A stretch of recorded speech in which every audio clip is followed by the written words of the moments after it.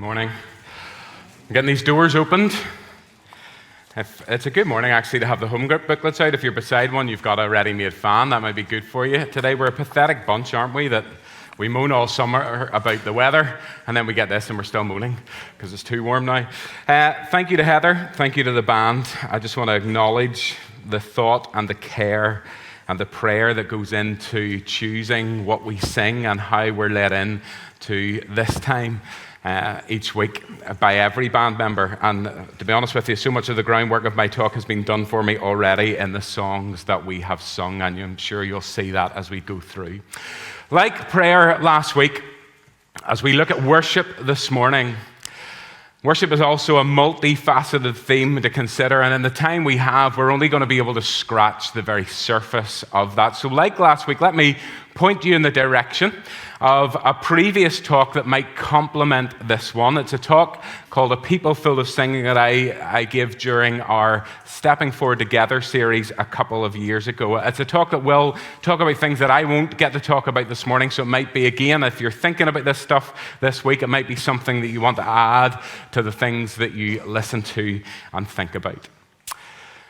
Let me start with a question that some of us might hear sometimes. Where do you worship? Where do you worship? Question you might get asked, which really means, as we know, where do you go to church on Sunday? And a question that contains an underlying assumption that worship takes place on a particular day of the week in a particular place. Another question. What's the worship like in your church? What's the worship like in your church? Another question that you might get asked sometimes, which really means, is the music in your church gatherings traditional? Is it modern? Are certain instruments used, or songs sung, or styles or approaches adopted? And again, a question that has an underlying assumption that worship is the singing part of what we do in a church service on a Sunday. Now, a statement that I've heard said a few times before, that person is such a true worshiper, isn't she? Or isn't he? That person is such a true worshiper. It's a statement I've heard people say, and what the person who makes it appears to mean, you might have heard something similar. Well, it seems to be maybe a few things wrapped up together. It's something about that person's passion when they sing praise. It's something to do with the obvious emotion that is etched on their face, perhaps something of their heart for God being revealed as they sing. And whatever the truth in it, again, there's an assumption there, isn't there, that true worship is connected in some way to how feelings towards God are expressed, particularly in a context of praise in a church gathering. And the reality is this, as we come to talk about worship, the word worship, the concept worship, is a very tricky one to pin down. It means different things to different people.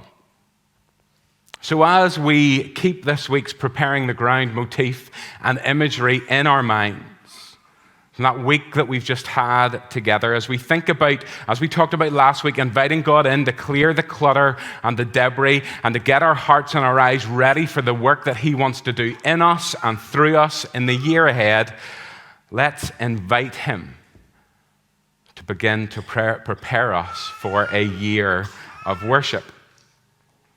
And I just want to begin our thinking on that this morning with three things to consider as we invite God to renew our perspective. Renew our perspective on what true worship is. And then as we invite Him to reveal our idols that get in the way of true worship of Him. And then as we invite Him to show us, thirdly, the transformational power of worship in our lives. 3 points. That's what we've got time for. There are many, many more that I left behind in my preparation this week. We can keep those for another time. Okay, preparation 1 then, and the one that I'm going to spend most time in this morning. Invite God to renew our perspective on what true worship is. Renew our perspective on what true worship is. Let me give you 3 entirely fictional people. Lucy, Begin with her. She is in IT. Lots of people tell me they're in IT. I have no idea what that means. She's in IT. She's pretty much been working from home since COVID. The company have tried to get people back into the office, but it's such a booming industry that employees, if they're threatened with that, just threaten themselves to jump ship to a rival company who will let them stay at home and even pay them more.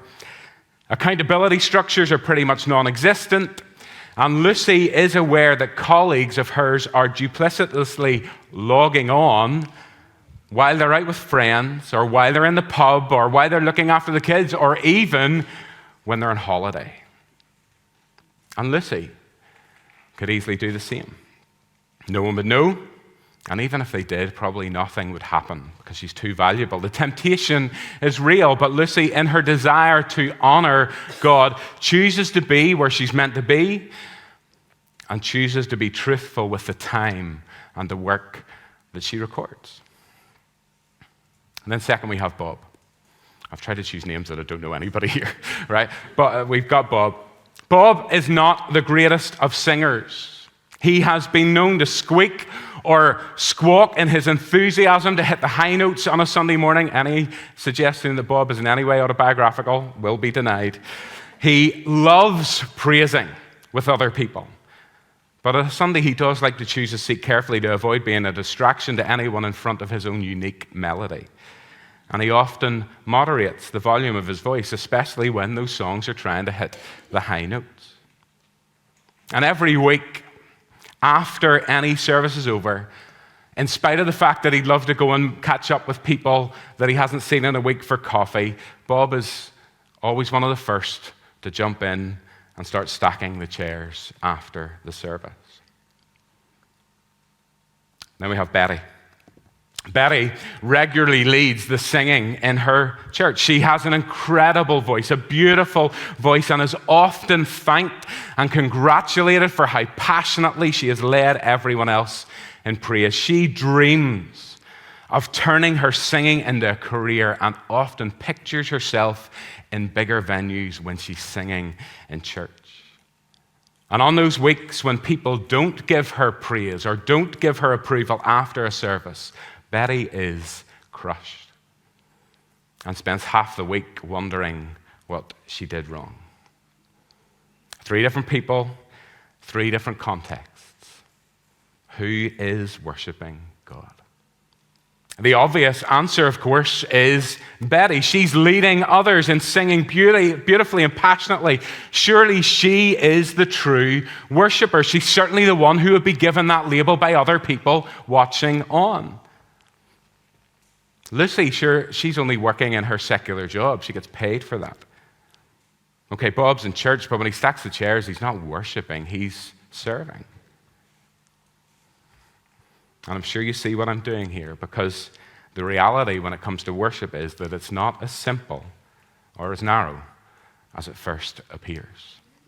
In the opening verse of Romans 12, Paul gives his perspective on what true worship is, what true and proper worship is. Here's what he says. Therefore, I urge you, brothers and sisters, in view of God's mercy, to offer your bodies as a living sacrifice, holy and pleasing to God. This is your true and proper worship. This is your true and proper worship. So, this morning, how might He want to begin to renew our perspective on what Paul says here about true worship? What can we learn? Or more likely, in our forgetfulness and our blindness, what can we relearn that we've let slip from here? Well, Paul begins with these words, in view of God's mercy. For 11 chapters before this is Romans 12, for 11 chapters before, Paul's been striving to show the Romans all that God has done for them and for all of mankind through his Son, how his merciful character has been revealed through his actions, how his merciful heart has been revealed so profoundly and so beautifully in Christ's sacrifice. But God demonstrates his love for us in this: while we were still sinners, Christ died for us. That's just one snippet of the grand argument that Paul is making. Look at this, Paul says. Fill your perspective with the mercies of God. Fill your imagination with the mercies of God. Ask Him by His Spirit to illuminate them for you, to help you see what He has revealed about Himself through His Word, the Bible, and through the Word, His Son, Jesus. Ask Him to do that more clearly, more deeply. True worship, according to Paul here, begins with an eager heart desire to know God, with a hunger to experience His revelation. It begins with people diving into their Bibles, not to tick off in some legalistic way that they've done a Bible study today, but out of a deep desire to know more of God and to know God more. It begins with people on their knees in prayer, yearning to meet with Him, yearning to experience His revelation and His presence, like David in Psalm 27, where he says, "My heart says of you, seek His face. Your face, Lord, I will seek." And we've prayed that together this week. God, reveal more of yourself to me, more of yourself to us. I desire to know you more clearly and more deeply, more of your character, more of your mercy, more of your love, more of your majesty,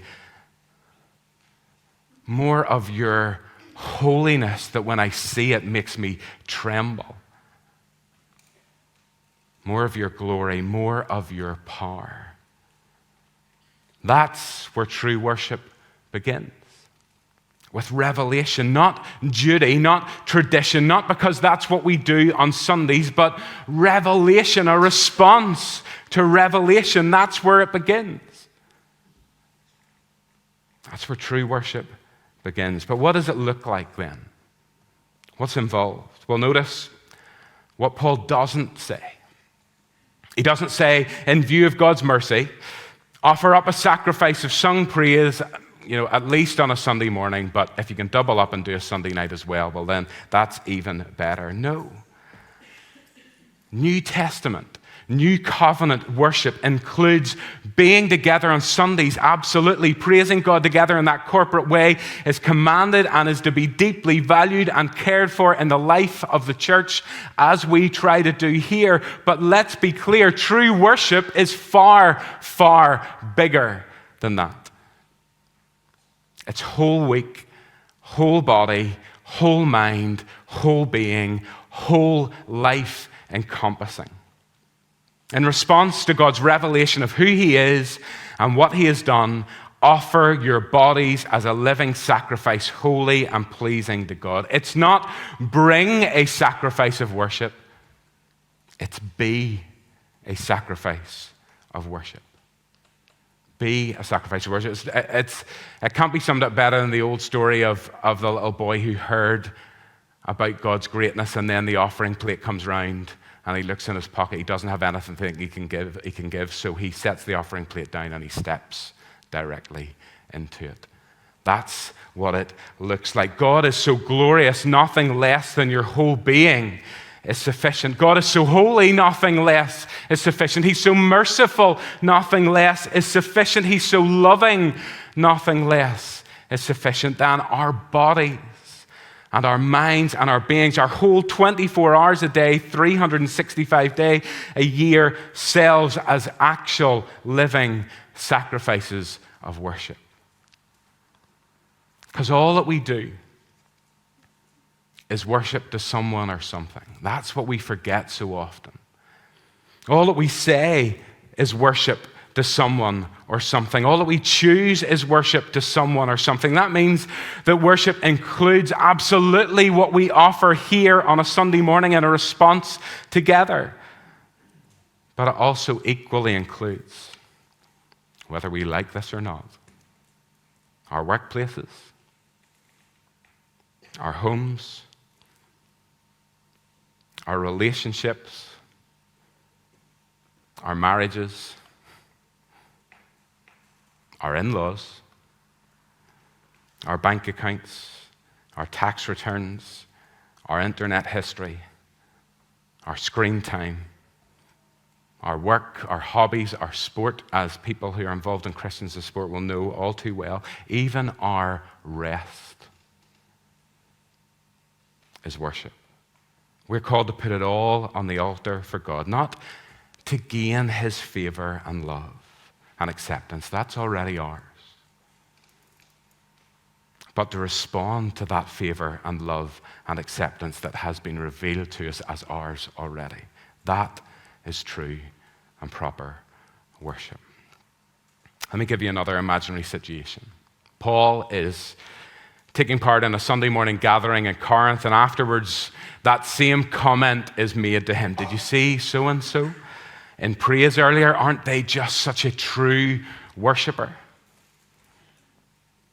What would his response be? I would imagine, first of all, knowing Paul, that it would be incredibly gracious to begin with, that he would give thanks for God's grace at work in that person's life, as he does for the whole church in the opening of his letter in 1 Corinthians.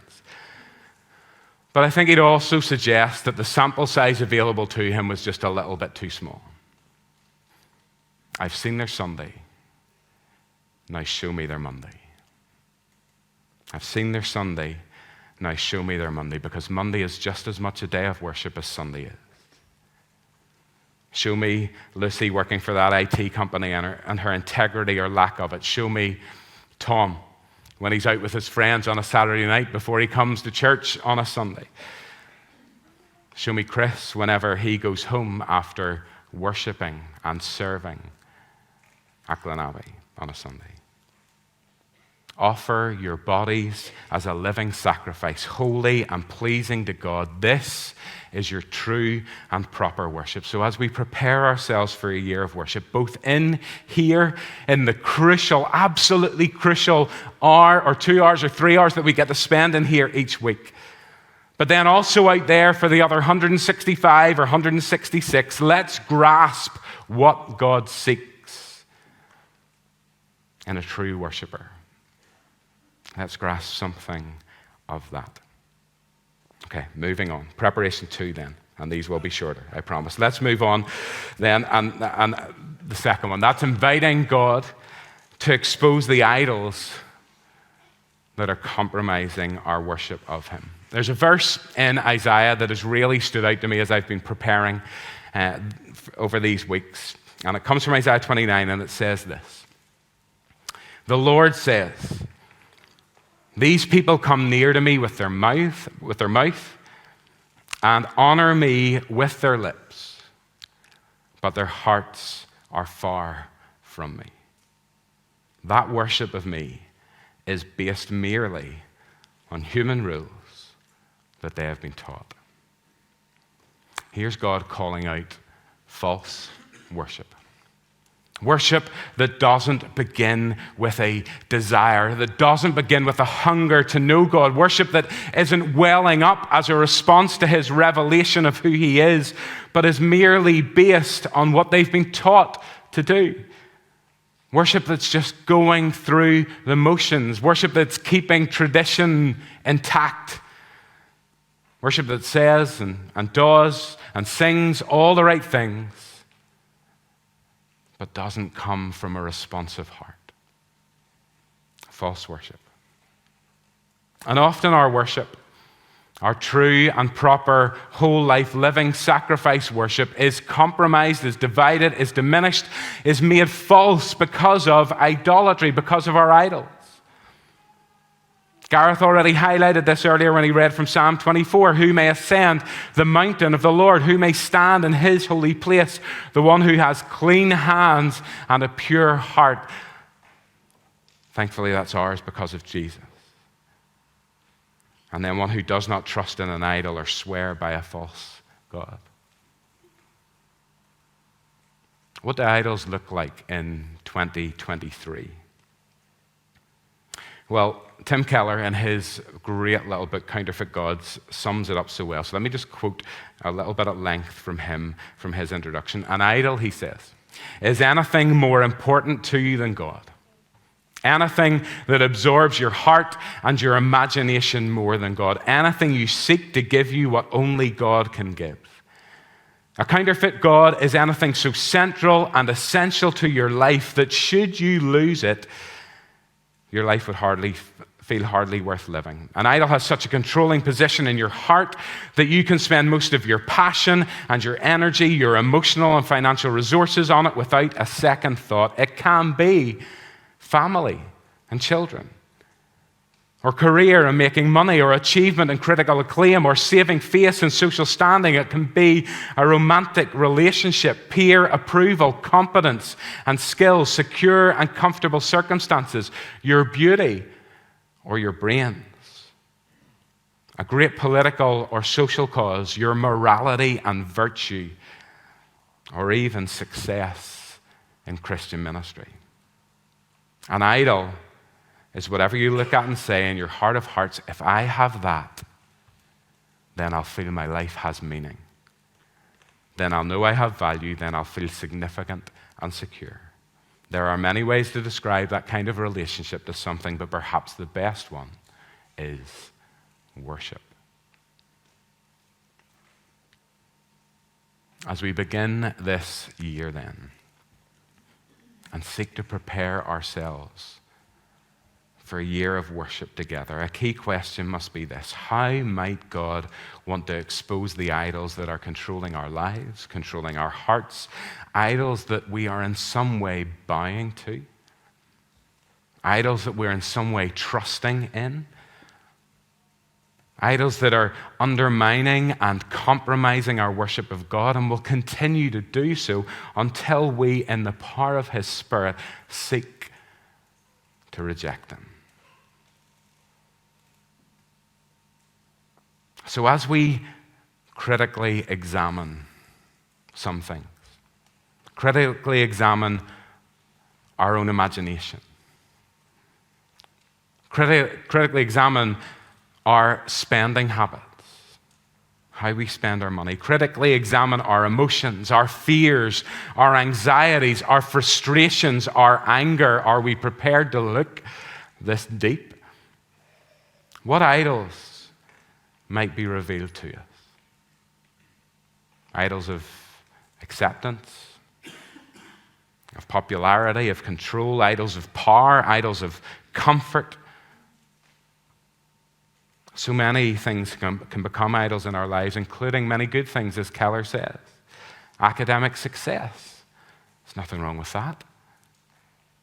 Career success, financial and material success, ministry success, marriage, children, physical beauty. The list goes on and on. We can even end up idolizing other individuals. We can end up idolizing the past. We can end up idolizing our service, as Betty, who we mentioned earlier, is probably doing.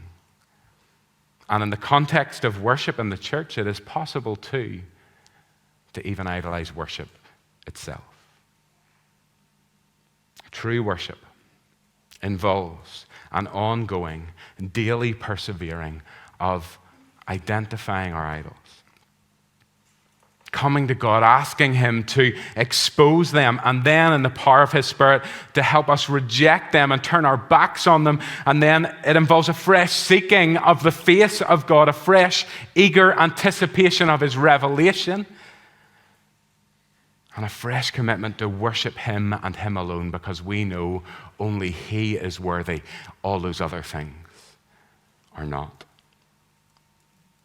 What idols do I need to acknowledge and need to deal with in our lives that are getting in the way of us being true worshipers?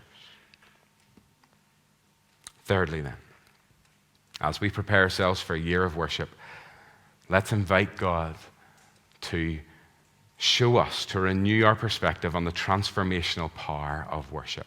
Let me begin that now. Worship shapes. Worship forms. Worship transforms. Notice what Paul says immediately after and connected to true and proper worship in Romans 12. Be transformed by the renewing of your minds. There's a connection here. We often think of things like Bible study as formational, or listening to a talk like this as formational. But the reality is we're not isolated minds. We are embodied, imaginative, thinking, feeling beings created in the image of God, and we are formed by worship, both true worship and false worship. Both form us in different ways and in different directions. In Psalm 115, as the psalmist talks about idols, he says this in verse 8 about them: those who make them will be like them, and so will all who trust in them. False worship of idols in our lives forms us toward the likeness of those idols. Conversely, in 2 Corinthians 3, Paul says this: and we all who with unveiled faces contemplate the Lord's glory are being transformed into his image with ever-increasing glory, which comes from the Lord, who is the Spirit. True worship of the living God, responding to the revelation of his glory, transforms us into his image with ever-increasing glory. The reality is that we end up resembling who or what we worship. Not what we read about, not what we study, but who or what we worship. So when I sing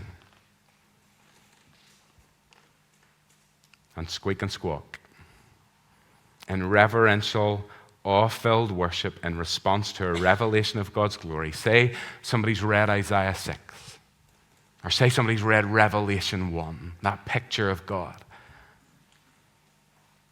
That responsive worship that I make in some small way, that forms me.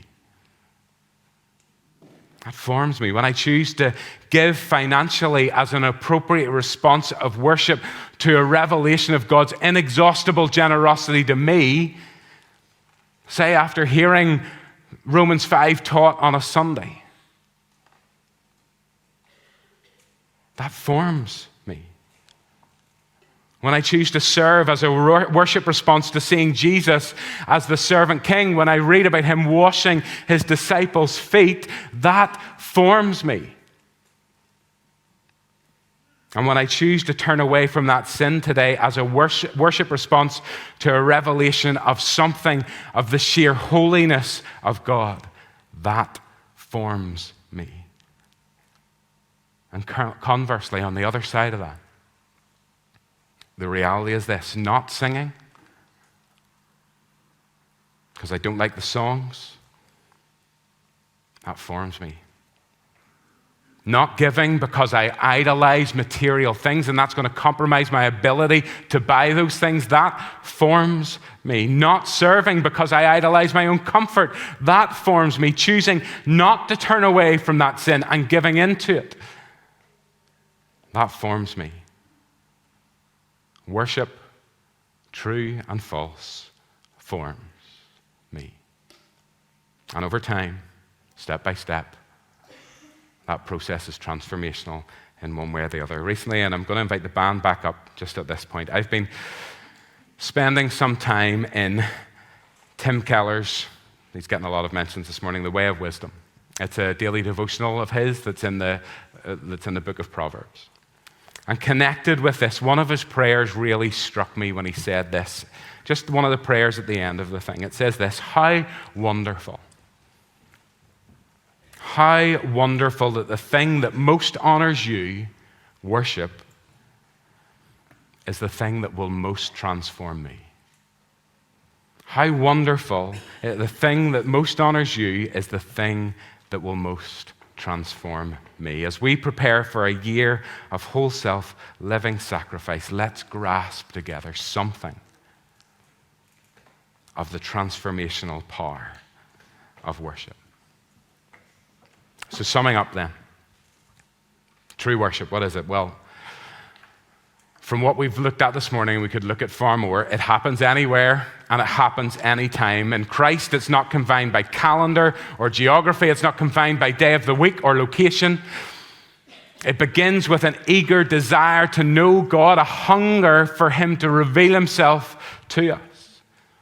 It's a whole body, whole mind, whole self response to God's revelation of who He is. It's not bringing a sacrifice, it's being a sacrifice. It absolutely includes that special collective response that we honor and that we revere and that we adore God with together when we as His church gather.